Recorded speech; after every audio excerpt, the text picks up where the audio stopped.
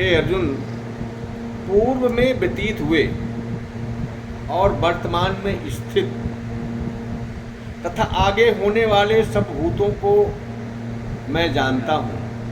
यानी कि परमात्मा तीनों कालों को से अतीत हैं, जानते हैं, परंतु मुझको कोई भी श्रद्धा भक्ति रहित पुरुष नहीं जानता। प्रेम से बोलिए कृष्ण भगवान की जय। बहुत ही सुंदर प्रसंग भगवान श्री कृष्ण अर्जुन को बताने जा रहे हैं। भगवान श्री कृष्ण कहते हैं कि सर्व प्रकाशक परमेश्वर अपनी योग माया से आच्छादित होने के कारण प्रकाशमान प्रतीत नहीं होता। परमेश्वर धरती पर आए और उसको जो है सब नहीं समझ पाए। जब भी वो धरती पर आते हैं तो अपने योग माया से आच्छादित हो जाते हैं। आच्छादित रहते हैं मतलब छिपे हुए रहते हैं। उनके हर एक्टिविटी व्यवहार को जो है देखकर वो दुर्योधन नहीं समझ पाया।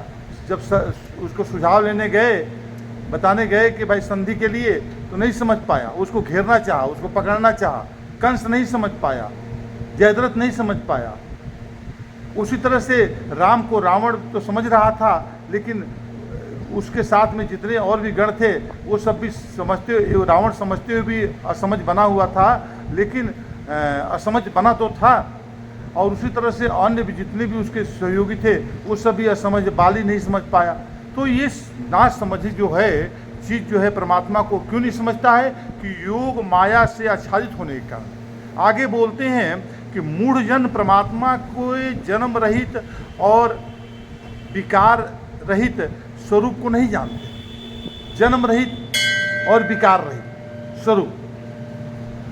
देखिए ये जो है मनुष्य का जो है इतनी सोच नहीं होती है, मन बुद्धि इतना ऊंचे स्तर पर नहीं पहुंच पाता है कि वो जो है इसके जन्म रहित और विकार रहित जो स्वरूप है उसे समझे। क्योंकि सत्व रज तम इस गुण त्रय रूप प्राकृत को योग माया भी कहते हैं। इसके आच्छादित रहता है। सत्व रज सम से हमारा ज्ञान भी आच्छादित रहता है, जिस वजह से हम सब आदमी जो है एक चीज़ को एक तरह से नहीं समझ पाते हैं। किसी पर जो है तमोगुण का प्रभाव ज़्यादा होगा तो वो सतोगुणी भावों को नहीं समझ पाता है। जो रजोगुणी का प्रभाव ज़्यादा होगा, जो सतोगुणी होंगे उसको जो रजोगुणी वाले कहते हैं और तमोगुणी वाले कहते हैं। कि संत जनों को ये जग वाले एक बौराना कहते हैं, पगला कहते हैं, दीवाना कहते हैं, जुनूनी कहते हैं। कहते हैं कि पागल है, कम बुद्धि का है, देखो ये तो भक्ति कर रहा है, हम कितने अच्छे हैं, ये बिना मतलब का समय व्यक्त कर रहा है। तो ये जो है बौराना। तो ये यहाँ पर यही बात आ रही है कि सत्व रज तम इस त्रय गुण रूप प्राकृत को योग माया भी कहते हैं, और जो परमेश्वर की एक देवी शक्ति है। इसके बारे में गांधी जी कहते हैं, महात्मा गांधी जी कह रहे हैं कि इस दृश्य जगत को उत्पन्न करने के सामर्थ्य होते हुए भी, इस ये जो महात्मा गांधी कह रहे हैं कि इस दृश्य जगत को उत्पन्न करने के सामर्थ्य होते हुए भी अलिप्त होने के कारण परमात्मा के अदृश्य रहने का जो भाव है वह उसकी योग माया है। कठोपनिषद में कहा गया है कि परम ब्रह्म ना वचन से, ना मन से, ना नेत्रों से देखा जा सकता है, अव्यक्त रूप है। मुंडक उपनिषद में कहते हैं कि परम ब्रह्म का ग्रहण ना नेत्र से होता है, ना वचन से, वह किसी अन्य देव द्वारा भी नहीं जाना जा सकता, ना तप से, ना यज्ञादि से। हम परमात्मा के तत्व को नहीं जानते।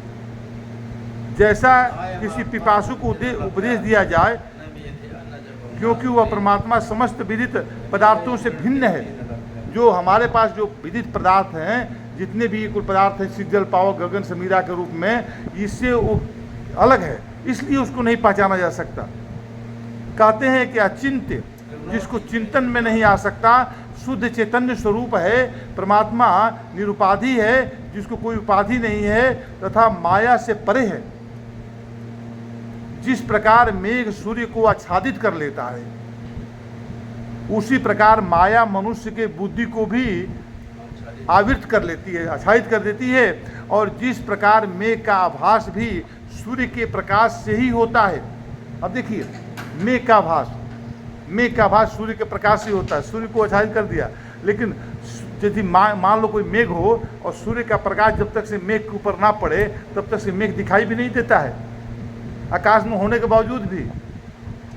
तो यहाँ पर बताते हैं, उसी भाव को लेकर यहाँ बता रहे हैं, कहते हैं कि उसी प्रकार माया का आभास भी परमेश्वर की सत्ता से ही होता है।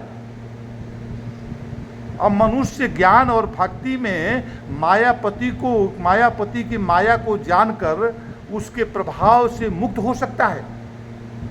मुक्ति का कारण देखिए बता दिए, कह रहे कि मनुष्य ज्ञान और भक्ति में, हम ज्ञान और भक्ति को अपने साथ लेकर चलें। ऐसा ना हो कि हमारा ज्ञान एक पलड़े में ज्ञान, एक पलड़े में भक्ति, दोनों बराबर बराबर बनी रहे। यानी कि ज्ञान, भक्ति क्या है? भक्ति जो है कर्म के साथ संबंधित हो, कर्म के साथ भक्ति का समन्वय हो। भक्ति और कुछ नहीं है, कर्म के साथ भक्ति बना हुआ है।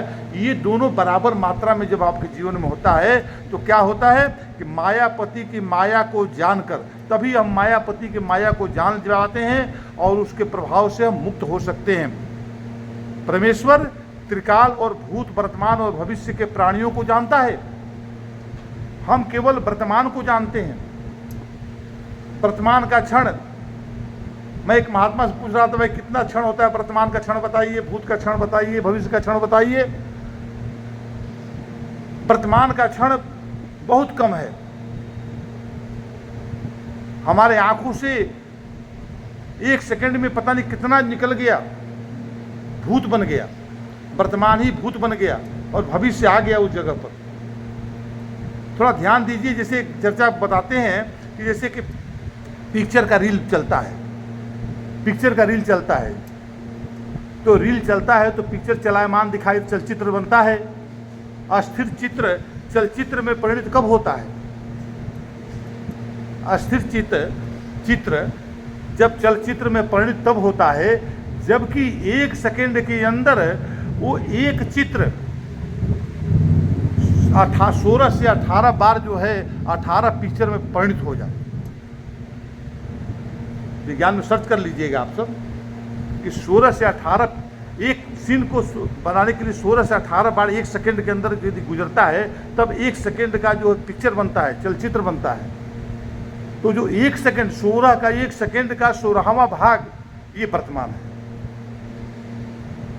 उसके आगे गुजर गया वो भूत, और जो आने आ रहा है वो भविष्य, बीच में इतना हम उस क्षण को नहीं अपने आंखों से देख सकते। कहने का तात्पर्य यही है कि अभी जो हम बैठे हैं और ये हम यहाँ चले जाएंगे तो ये क्षण हमारा क्या चला जाएगा? भूत हो गया ना, तो वही चीज़ है। अभी हम आपसे बोले, अब बोलने के बाद में ये बोल दिया और उसके बाद में आप जो है उसको बताओगे कि मैंने कहते कहते भूत हो गया, बोलते ही भूत बन गया। तो आगे बोलते कि संसार में जितने प्राणी हो चुके हैं अथवा हैं, भविष्य में होंगे, वे परमेश्वर से भिन्न नहीं हो सकते।